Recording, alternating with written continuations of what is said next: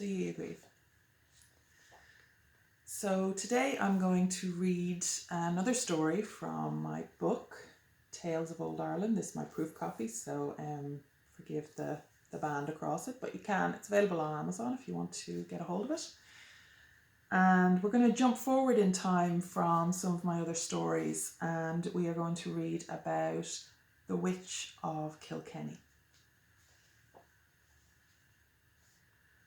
The footsteps are unhurried, punctuated by a steady drip from dank stone along the corridor.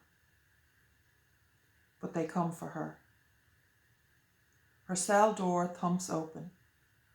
Rough hands grab and lift her. Even the stark, wan sunlight of an October dawn hurts her eyes now.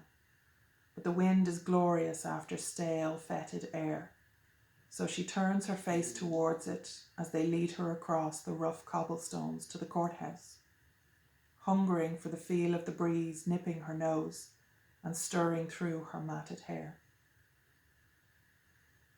You are Petronilla, formerly of Meath, recently handmaid servant to Dame Alice Kittler, she who has since absconded to England and left you to your fate.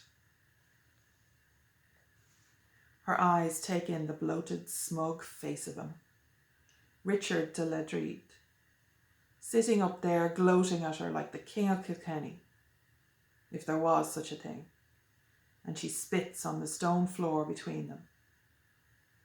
The bishop only smiles and continues.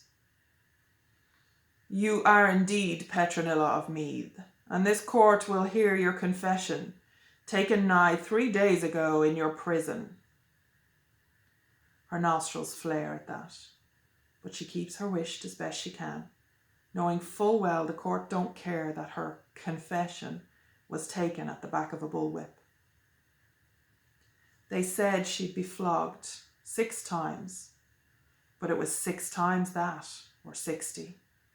She don't know, and it don't matter neither. She's done for already, and that's that. His voice grates through her as he carries on. The confession stands as such. Petronilla of Meath was immersed and complicit in the foul witchcraft of Dame Alice Kittler, and the group of heretical sorcerers which surrounded her, up to such date as the church intervention began, namely the Inquisition led by my holy self, the Bishop of Ossory, in this year of our Lord 1324, with the support of 7 nobles of verified Anglo-Norman purity and 5 honoured knights of the crown.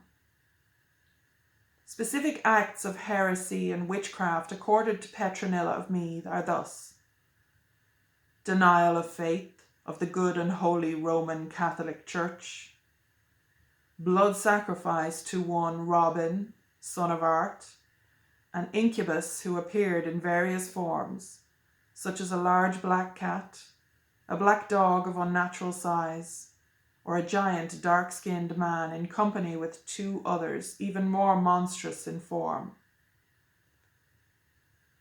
Acting as a mediatrix between Dame Alice Kittler and this Robin, the causing of women of her acquaintance to appear as they had grown the horns of a goat atop their very own heads, the consultation of demons, the relaying of their responses to the aforesaid group. He peers down at her from amid his robes of office, from behind his legal palisade, and she cedes to be regarded so by one such as him. Do you have anything to say in your defence, foul witch? Did she have anything to say to this court of law she don't recognise? To these people she'd been forced to smile along for so many years? Aye, and she did. There's one who still walks free among you, who wore the devil's girdle about his form for a year and a day, the very son of the sorceress he so decry, to whom all her wealth and knowledge was ever bestowed.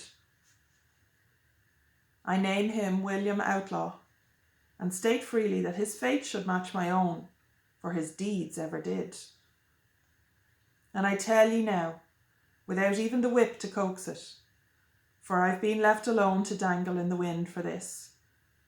For all I am a mistress of the black arts, as ye say it, I am but a candle to the bonfire of the dame, she from whom I learned all knowledge and skill. She didn't know it, as she was led from the court, but it wasn't the hanging tree that stood stark in her future. For on Sunday, the 3rd of November, in 1324, Petronilla was burned alive, the first such instance of death by fire for the crime of heresy on the island of Ireland. And that's not the last we'll hear tell, though, of witches in old era.